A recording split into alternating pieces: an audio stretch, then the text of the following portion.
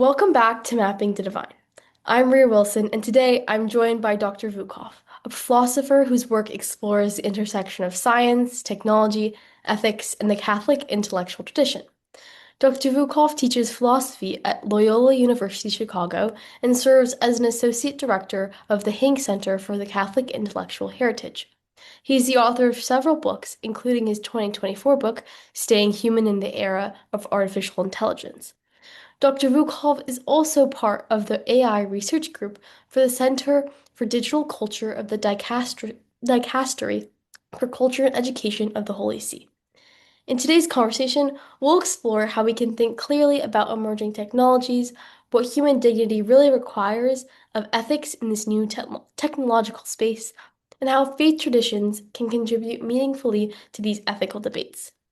It seems that we're constantly being inundated with theories of the threat or boon of technological advancements, which some claim to be reconfiguring what it means to be human. I cannot think of a better person to have this timely discussion with than Dr. Vukov. I also attended Dr. Vukov's seminar, Reclaiming Religion, earlier this year, and I found his work so interesting, and I'm honored that you are joining me here today to speak more about your recent work and staying human in the era of AI. Dr. Vukov, it's great to see you again. Yeah, thanks, Rhea. Thanks for the invitation. I'm excited for our conversation. All right, me too. But before we dive into the questions, I always like to hear from my guests what drew them into their particular field of study. And I Mhm. read in one of your discussions that as a teen, you were glued to episodes of Star Trek's Enterprise. At what point did that fascination with futuristic technology turn into an interest in philosophy? Yeah, it's a great question. So I liked science fiction really early on. And if you know, the science fiction is there's all different kinds, but some science fiction, actually, I think a lot of science fiction really does a really good job of raising philosophical questions, about what should we do to other creatures that are human-like, sometimes if there's aliens too.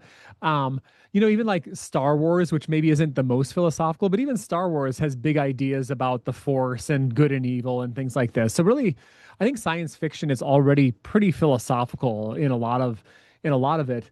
So yeah, I think that was kind of a childhood thing. And then in some ways it came full circle. I spent a while both in high school, into my undergraduate, and then even into graduate school, kind of trying to figure out what my main interests were. And I think that's pretty typical of a lot of people's journeys. Kind of thought you were going one direction, then it's another direction, now it's another one altogether, until I finally landed on philosophy.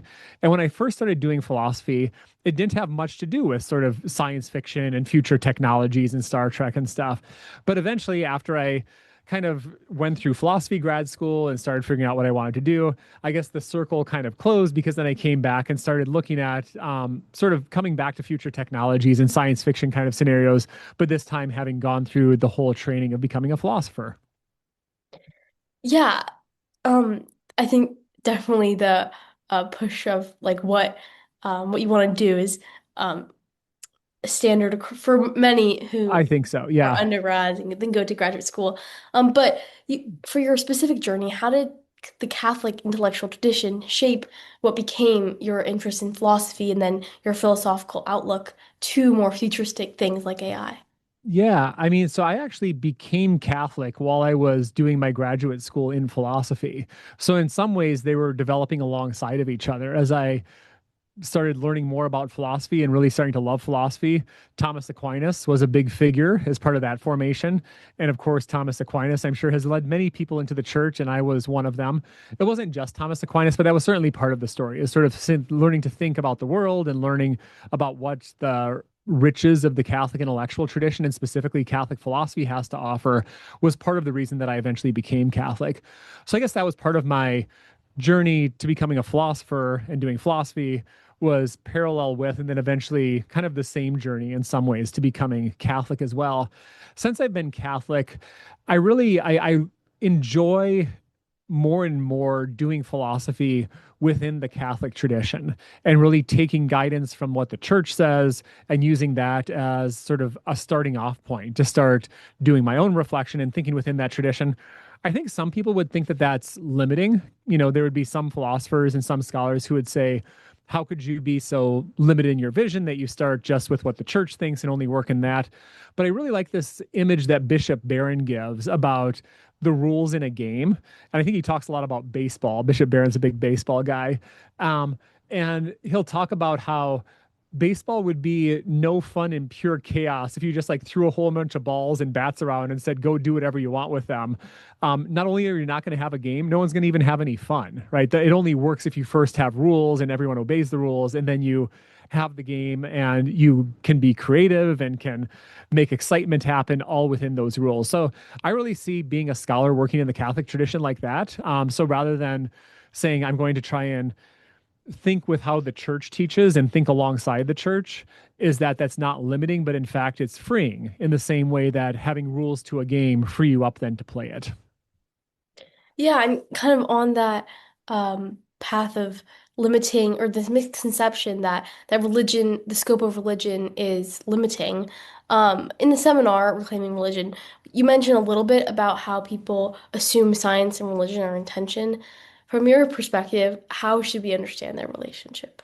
Yeah, so I think that it's Ria, you're exactly right that a lot of people, and this is sort of lots of, young people, older people, people in between, assume that there's this tension between science and religion. And you'll even hear people talk this way, where you say, somebody might say, I'm not so much a religious person, I'm more a fan of science. And of course, what's in the background there is the idea that you couldn't be both at the same time, that they're somehow mutually exclusive. And I think it's founded on a real misunderstanding of both. So there's a lot of things we could say about both science and religion. Those are obviously giant umbrella terms that capture a lot. But one thing that both of them have in common is that they're both concerned with the truth, right? They're both concerned with learning about what reality is and then conforming our lives in accordance with what we learn about reality. So both are concerned with the truth.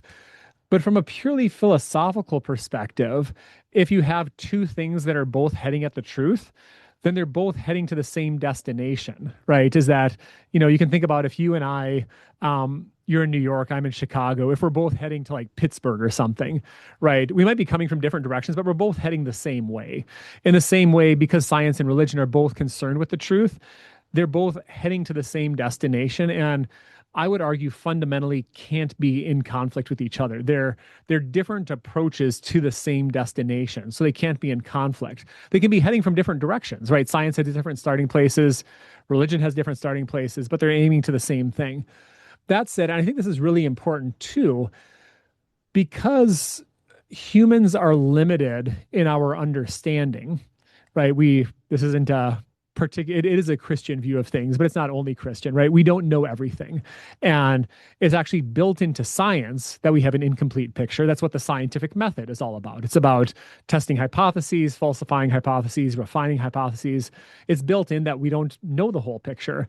And same thing, maybe to a lesser extent, but especially in Christianity, we hear about how right now we see through the glass darkly, right? The idea is that we don't have a full picture of we know certain truths of religion, but there's no way we can understand all theological truth. The mysteries of the faith. We can't understand the Trinity. We can't understand the incarnation fully. So I think that because of that, because both science and religion we have incomplete knowledge of, even while we're heading to the same place, there can be times when it seems like they're in conflict with each other, right? That we say, oh, it seems like what I believe about the genesis of humans and what I'm reading in the Bible and what the church teaches about the first humans, I don't see quite how that fits in with an account of early human history in which there's multiple hominids existing at there's not multiple hominids in the so it's not that they're directly contradictory, but you don't kind of see how they fit uneasily together maybe. So I think that that's important to acknowledge too, that there isn't a real conflict between science and religion, but at the same time, because we as humans have a limited vision, that sometimes we don't see exactly how they fit together. But I think what we have to do there is to trust that they do, and trust that in our pursuit of the truth, that we're not going to find contradictions at the basis of either of them. Yeah, that makes a lot of sense. I like that analogy of, the same destination, but going from Yeah. two different places. I mean, something else you could say about that, Ria, too, is when we're coming at the same, right, if we were like on a call, right, we could say like what we're looking at outside of our window. And if we didn't know we were going to the same place, we might see very different things, right? You'd be Yeah. like, oh, I'm in the hills of Pennsylvania. And I'd say, I'm in this I'm looking out at the Great Lakes right now. And say, oh, we have very different, it looks, how could these two be this, unified? How are they totally different? Where then when you get the bigger picture, you see, oh, wait, they are unified. They're in different places right now, but they're heading to the same place. Yeah. Also in the seminar, I was struck by how you emphasized like the careful philosophical reasoning and definition of terms. How does this connect, if it does at all, to this kind of like inevitable unsureness of everything? And why does the philosophical clarity matter so much in debates today? Yeah, I think that is one thing that philosophers do well is that we bring clarity to our term use. So philosophers are notorious for wanting to make sure that we're using words in the right way and in precise ways. I think that can also be sometimes the philosopher's downfall and think that that's the whole point of doing scholarship and doing philosophy is just trying to figure out what terms to use. If you end there, you haven't gone far enough. But I think that it is a really important first step for all kinds of different debates. I'll give you one example of a really philosophical debate. People have talked for thousands of years about whether or not we have free will or not. It's sort of a classic philosophy debate. But it turns out that by free will, there might be a whole bunch of different things that we mean by that, right? You might mean something like free will means to do whatever I want to, right? Whereas sort of a classic Christian conception of freedom is to act in accordance with the good, act in accordance with what God wants for my life. Those are very different conceptions of free will. So the philosopher's job sometimes is to say, let's define what we're talking about first, and then we can have these debates. The same thing, though, is going to go for other, maybe more practical things as well that we're going to want to say before we can debate about um, different sorts of ethical debates or political debates or moral debates, that we need to make sure that we're all on the same page and talking about the same thing first. And then I would say, then after you do that, then it's really important to argue for the truth and to try and get to the truth. But first you have to make sure that you're not just talking about two entirely different things, and only then can you actually work to get to the truth. Yeah. Speaking of the importance of terms, and getting to the truth, one term that you've used, which I have found very interesting, was post-human and the post-human world. Segueing a little bit more into your own work, can you tell us about this term and did you come up with it yourself? It's not my own term. So it's a term that other scholars use. And I'm pretty sure it's a term that some scholars are fine applying to themselves. So it's not just sort of a term that you say this group over here, they would call themselves post-human too. Um, Basically it is, if you know your Latin prefixes, you can probably figure it out, right? So it's what we become after we become human. So post just meaning after. So what do we become after we're human? And what does that mean? It means that often through technology and through science, that we're able to in some ways become something else altogether. That what was a formerly human mode of life is now something else, and that we've moved beyond that. So what a lot of post-humanists talk about, usually they're in favor of this, that we want to pursue technological progress and scientific progress in order to move out of our limited human existence into something more than that. So that doesn't mean that we're like an entirely new species altogether, although it could involve things like becoming more integrated with technology. So it could be that there is sort of some like, changes to our bodies. But I would say primarily it's about pursuing a form of life that moves beyond the limitations of human life into something what a post-humanist would describe as something bigger and better. As a Christian scholar and as a Catholic scholar, I call that into question. I think that Christ called us to become more human, not to become something other than human or to move beyond our humanity. He called us more deeper into humanity. And that's one of the many things that the incarnation teaches us. God becomes man, and so we too can become fully human in Christ. So there are, though, I think there are interesting sort of There's really important differences between posthumanism. There's also a similar school called transhumanism. You might have heard there's some subtle differences between posthumanists and transhumanists. They're similar in some ways, but it is interesting that there's um, radical differences from Christianity, but also some similarities, right? Christians are also called to something more, and we're called to become more than we are just, but I would say that the Christian view is we're becoming more human through Christ, where posthumans and transhumanists want us to become something other than human, often through technology. Yeah. Um, can you tell a little bit more about like what are the dangers from your Christian philosophical view of the post-human world and what are the differences, like concrete day-to-day differences that we can see or find ourselves leaning towards, intentionally or not?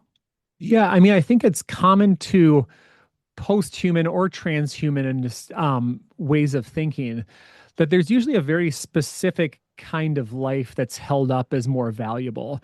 So usually it's technologically integrated. A lot of times it will involve things like living for a long time.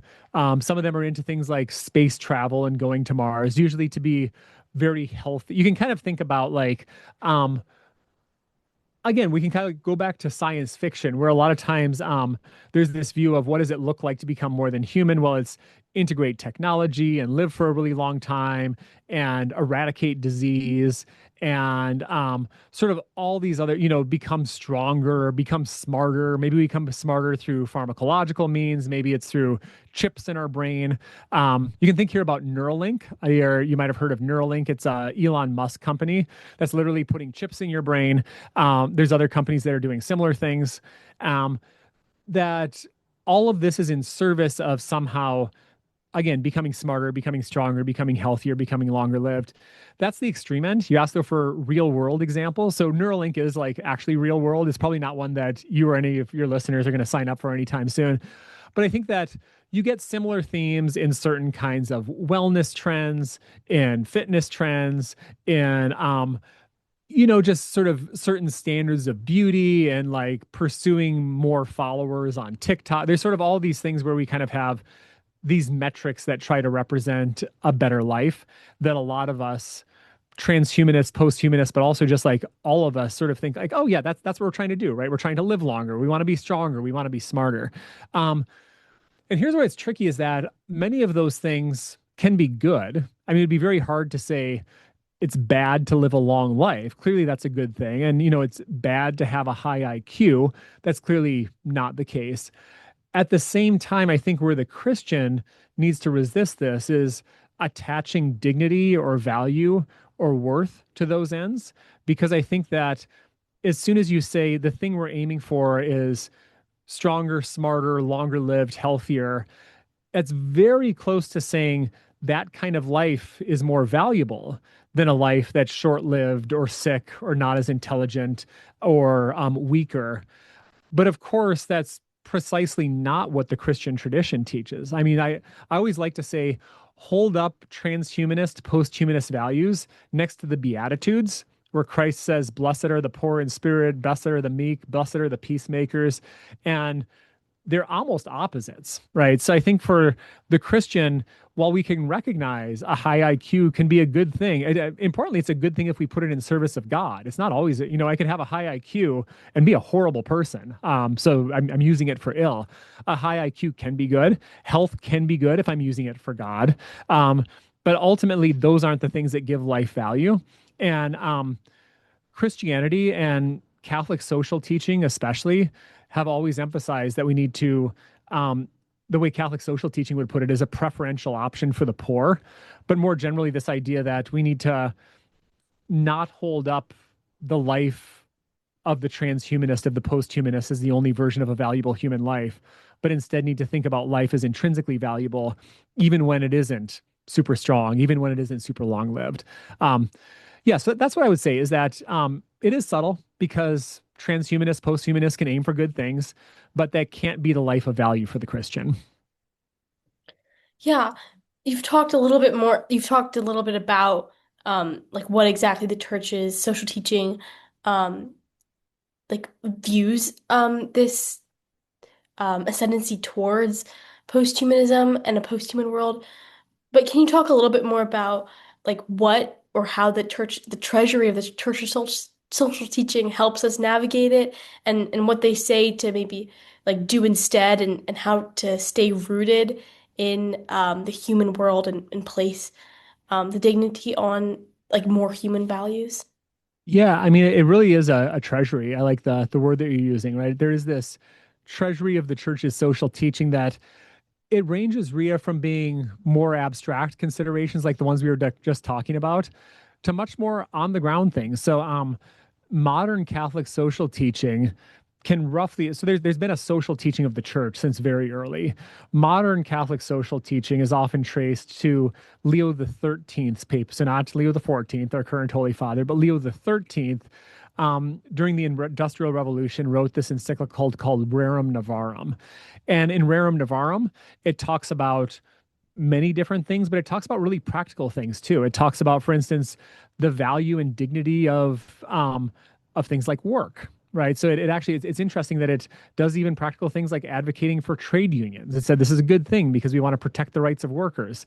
Um, as it's developed, Catholic social teaching has talked more about the value of work. There's a great document by John Paul II, St. John Paul II, called Laborum Exercens that talks about how work is not something that happened to us after the fall, but that when Adam and Eve were in the garden, they were working, right? So there's a value to work and a value to labor.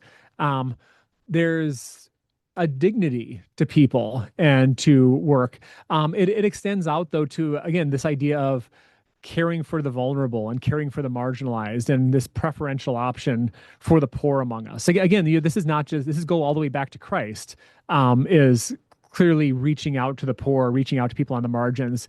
And that's good. You can draw the line all the way from Christ, all the way up into contemporary teachings of the church. That really, yeah, they encourage us and guide us to have a different kind of view of what value looks like than the world often gives to us.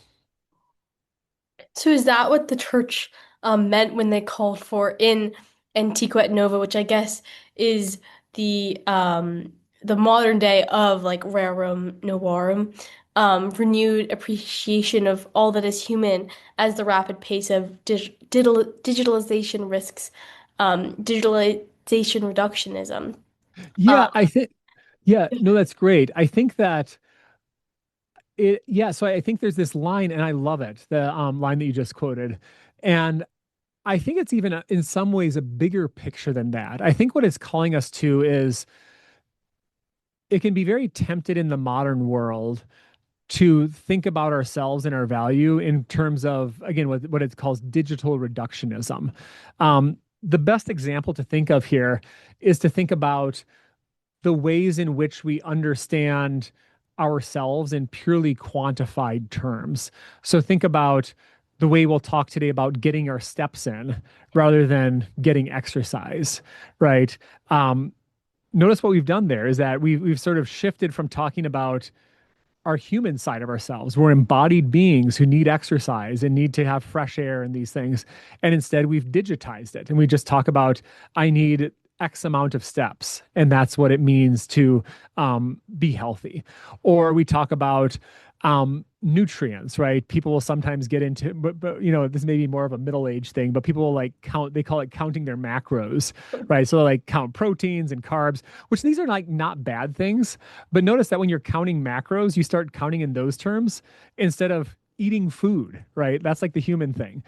You talk about followers on TikTok or social media rather than friendships I have in the real world.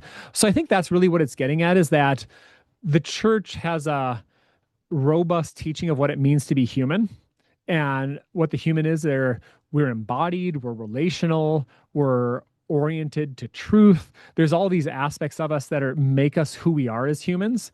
And in 21st century culture, oftentimes these kind of robust visions of who we are as humans get swapped out with this just digital reductionism, right? So instead of talking about friendship, I talk about followers. Instead of talking about feeling healthy, I talk about getting my steps in. And what's the loss there? It's that we've lost all that made us human and have swapped it out for something that's just a metric. And are those metrics intrinsically problematic? Well, no, the metrics can be helpful. What's problematic is when those are the things that start to matter instead of the more human things that they're trying to capture. Yeah. And another part of this like digital reductionism that you've talked about before, and like aspect of the post-human world, is leisure versus entertainment. Entertainment being of the post-human world and leisure being of the current world or of the human world. Um, at first glance, maybe these seem like synonyms. Can you talk a little bit more about like why they're different and what they look like, and the church and Antigua Nova's like stance on the difference between these? Yeah. Yeah, no, it's great. And you're right that we use these words interchangeably a lot of times. So it sounds like how can we be into one and not the other? Aren't leisure and entertainment the same thing? Traditionally, and maybe this is going back to philosophers liking to define our terms, is that I think there can be a distinction if we're careful about how we're defining them. Um, Leisure, the great philosopher of leisure is this Catholic philosopher named Joseph Pieper. Um, he's he's a philosopher, so a little dense, but he's really good too. If anyone wants to go back and read him, you can find his stuff. Is still out there today. Um, and Pieper talks about how leisure are ultimately activities in which we're drawn into contemplation of God. Um, Sort of classic leisure activities would be something like a long walk in nature, right? Where there's no practical value to it at all, right? So very importantly, you're not out there to get your steps in. You're just walking through. I know you're in New York, right? You're walking through Central Park, or you're walking upstate, or you have this nice, beautiful walk. And what happens? You're not practically trying to do anything, but in fact, what it does is it leads you to contemplate beauty, leads you to contemplate nature, right? You could think. Deep reading could lead to leisure. So but there's this sort of like contemplative nature to leisure, whereas entertainment is not that. Entertainment is what you're doing on YouTube, right? Or what you're doing on social media. I'm sort of satisfying a passing pleasure. Nothing wrong with that, right? I like YouTube shorts as much as the next guy. But it's not that when I'm watching YouTube shorts for an hour, I've like started contemplating God or contemplating nature or contemplating myself. It's that I'm kind of passing the time and satisfying an immediate desire. I mean, one way you could think about this is it's sort of the difference between real food and junk food, right? The purpose of junk food is it shouldn't be to fill you up. There's a great Jim Gaffigan bit where he's talking to somebody and somebody says, he says, "Can we all go out and get a donut?" And this friend of his is like, "Well, I'm not hungry for a donut, so I don't know if I need one." And Jim Gaffigan says, "You don't understand a donut if you think you need to be hungry to eat a donut," right? And I think it's actually kind of wise because it's true of all junk food. It's like, no, the purpose of junk food is not to like fill you up. It's because it's pleasurable, right? And that's in moderation, that's okay. But real food, on the other hand, can have that pleasure associated with you, but it's also there to be nourishing and filling. So, yeah, I think that on the surface, sometimes you could say, oh, leisure and entertainment, it's what you do in your free time, right? In that way, well, sure. But at the same time, if you look deeper, and I don't think I even have to argue for this. Like the difference between a long walk in nature with a good friend and an hour scrolling on social media, it's very clear those have very different reactions that you have, and that one is more genuinely human than the other. Yeah, I love the Jim Gaffigan bit. I'm a Isn't big that a fan great of one? Jim Gaffigan. Yeah, he's hilarious. But on this, like, what, one can start to ask, like, why do we, if you do feel like very different after those two things, like the long walk with your friend or scrolling on social media, why is the world going into like quickly becoming more and more post-human?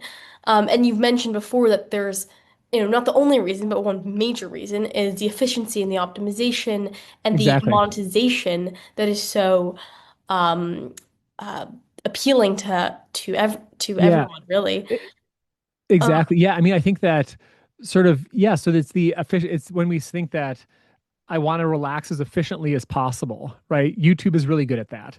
And Yeah. I want to have optimized entertainment. If you go out in nature, you don't sort of, you might be looking for eagles and you don't see one, right? If you go on YouTube, your YouTube feed is optimized to show you exactly what you want to see. And I think you mentioned too, I think it is really important um, to think about the the monetization of entertainment. I think is a big part of the explanation is that humans are fallen and we don't like doing the hard thing. And sometimes if something as easy as offered to us, we'll take the easy way out, even if the hard thing is better for us. So that's part of it. But I think it's not just individual weakness, even though that's part of the story. Part of it really is that, I mean, this is not a hot take, but big tech companies have lots and lots of money, and they're continuing to make money is completely dependent on their users keeping on their platforms for as long as possible. So all that's to say is that there is a lot of financial incentive and a lot of money being poured into making social media and YouTube and all, as addictive as possible. Um, and that's again, that's not enough to say, so it's not me at all. Yeah, it is. You have agency too, but it's also, I think, to say it's I think sort of relieving maybe to know that, oh, this isn't just it's also that there is companies with lots of money who have figured out the best way to keep me glued to entertainment and not seek out genuine leisure. So, what responsibilities do you think that institutions, including universities and governments, and of course, like, though it's unlikely that, people would take responsibility, but like in sectors like the tech companies, but what do you think that these institutions, if they do at all, have responsibilities in guiding technological developments to protect the human person and the human world? Yeah, I mean, I think that there are important regulate, and it's going to be different at different levels. Um, I think that I do actually think that there needs to be a certain amount of government oversight into new technological development.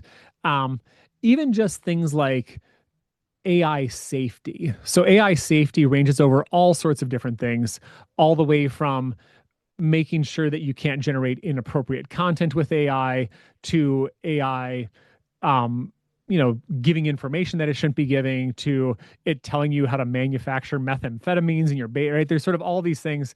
And there's some self-regulation done on the part of AI companies, but that seems to be the sort of thing that's in the national interest to have the government say there's going to be certain regulations that technologies need to abide by in order to keep kids safe and adults safe and just the general population safe. So I think there are definitely places where governments need to step in and have regulations. So that's the first thing.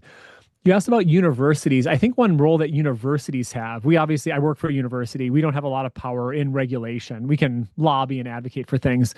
But I think one of our roles is, and this is maybe educators in general. So this would be like high schools and probably even like middle schools and grade schools, and maybe adult education too, is ensuring that we teach what it looks like to be genuinely human and that we're encouraging students or each other to be reading great books, great works of literature, engaging with the art. We're teaching people even things like the value of prayer. Obviously, religious institutions, maybe that's sort of teaching how to pray is more on the shoulders of religious institutions. But I think educators need to make sure that we're not ourselves going down the pathway of just efficiency, optimization, monetization, but are actually saying, no, this is what it looks like to be human. And we need to be reminded of that all the more in an era when a lot of cultural forces push us away from that. So I think, yeah, I think that there's going to be different kinds of responsibilities for different areas to be ensuring that we stay we're both protected from modern forces, but then that's maybe the negative thing, right? Is we want to put in regulations, but then also the positive thing, but then is also building up and maintaining a culture and a way of understanding ourselves that affirms rather than undermines humanity. Yeah, I definitely agree. And my own high school is starting initiatives on on AI regulation and Good. teaching about also like the dangers of like the social effects of AI, um, which is a whole nother thing. But I am like hopeful about institutions taking more responsibility, especially I think it's easier on the smaller scale, Yeah. because there's less of an incentive for, optimization and monetization on a high school level. Yeah. Um, Yeah. And I love too, Ria, that you're talking about just individual schools, sort of that here's our area of influence and doing the careful work of discerning what good use we can put new technologies to and new ways of approaching the world, and there are good ways of doing it, but then also doing the discernment work of giving clear guidance on here's what we don't think is valuable or here's what we think is counterproductive. And I think that's great that your school's doing that. And I think that I think schools are heading that direction. A lot of institutions are realizing we need to provide some guidance and have some regulation here that's reflecting our careful discernment of these issues. yeah, and I mean, being a philosopher of like AI or its effect on the human world, how has, I guess, in general, your academic work affected your life and changed or shaped you? I mean, a lot of the problem is education in certain things, which then like pull behind, like lack of education means, it's harder to start initiatives like against AI. But being a philosopher in this, you kind of have a leg up because you already are educated Yeah, yeah. about it. So how has it shaped your life? Yeah, I mean, Um, what I would say first, Ria, is that it hasn't shaped it as much as it should. I am mhm. still very much in the 21st century and get sucked into all this stuff, just like a lot of other people do. I'll give you a couple examples, though. So I consciously, fairly recently decided not to always use my GPS in my car, which sounds like a very small thing, but I realized that I was just always doing what Siri told me to do in my car, and that was a very inhuman way of navigating the environment, right? That's a very digitized, optimized, efficiency driven way of navigating environments. So I still use it sometimes, and that's where I'm not perfect. I mean, we can't let perfection be the enemy of the good, but I've sort of consciously said, no, I'm going to work. I know where I work. I don't need to plug in my GPS, and if I hit traffic, I hit traffic. So that's one thing. I've turned my phone. See if I do have it. I can show you this. Anyone who's watching. I've turned it to black and white, so it's on grayscale in an attempt to make it a little bit less sucking you in. So I can still. I thought for a while about going totally flip phone, and I might do that at some point still. But for now, it's grayscale, which actually I think works. It's just less interesting, so you're less tempted to kind of look at it. It's like, well, no, it's just all black and white. It's just not that interesting. So that's another thing. I'm sure there's other things we could talk, but those are the two that come to mind as sort of being like two very specific, thinking through how technology can really creep into every area of our life. Actually, I'll give you one more. Is my wife and I have started not every single weeknight, but we try Monday through Thursday to not do any screens in the evening and just read books. And it's variable. It's not 100%, but that's been it's great because now all of a sudden it's more relaxing and get to read more books, which is always a good thing. So yeah, there's these small things I think you can do. I think there's big dramatic things that sometimes you think like that's the thing I've got to do, where I think sometimes the small things can actually be really helpful at sort of reclaiming more human modes and less digital ways of living.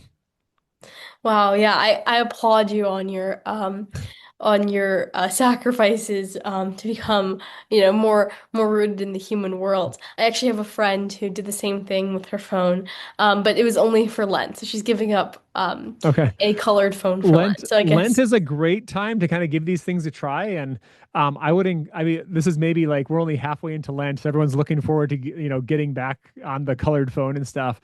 But I think it's very good sometimes at the end of Lent to sort of think like, I kind of have a habit now. Maybe it was a good habit, and maybe that wasn't just a Lenten thing. So yeah, I that can be a really good way to do it. Though, is to say I'm going to give this up for a month, or I'm going to do it yeah. this. But then like once you have the habit, it's much easier just to say why was I watching TV every evening? I don't need to I can just read books. It's pretty great. Yeah, I definitely agree. Um, and also I applaud you on your ability to give up GS or GPS because as a New Yorker, I can understand that, one wrong turn means half an hour at least of extra traffic. So that It's true. And definitely is Chicago a is only a little bit better traffic than New York. So yeah. Definitely a noble strive Yeah, well, thank you. Thank you. towards grounding again in the human world. Exactly. As we're nearing the end of the interview, I want to ask you a little bit more about your work for the Holy See. What does it entail, and what sort of things are you working on? Yeah. So the work group is for the Dicastery for Culture and Education. So the Vatican has several, they're in some ways like federal government departments. So there's Department of Energy and Department of Transportation and things like that. Um Obviously different because it's the Vatican, but there's different groups called dicasteries, right? So it'll be someone in charge of the dicastery at the Vatican, and then that's like a group that's responsible for a particular area. So there's one dicastery called the Dicastery for Culture and Education, and they sponsor several research groups. So they're by region, right? So the Catholic Church is a worldwide church. So there's Catholics and Catholic scholars all over the place. So I'm a member of the North American research group that is sponsored by the dicastery. Importantly, anything we're doing is not official Vatican work. It's more sponsored by a dicastery. So, right. So if we publish something that is not magisterial at all, it's just work that has been sponsored and supported for scholars to do work sort of by one of these dicasteries. Um, so we just had a book come out. There's about 12 of us on this group, and the most recent project is a book. It's not an edited collection, so it's all 12 of us like working on one manuscript. And I've got to make sure I give you the right title exactly. It was just published, and you can I'm just looking it up, make sure I give you the right title. Um, it's hot off the presses and good for everyone. You can actually buy a print version, but the press is also digital, so you can just find this. And we published it for free online. It's called "Reclaiming Human Agency in the Age of Artificial Intelligence." So that book is about, as the title suggests, it's about human agency and ways in which artificial intelligence and digital life can, for some of the reasons we've been talking about, be for the sake of optimization. A YouTube algorithm might give me a better list of videos that I want to watch, but what do I lose? I lose my own agency in picking out my next video. So it's sort of, these problems are large and small in which digital culture and AI can erode human agency.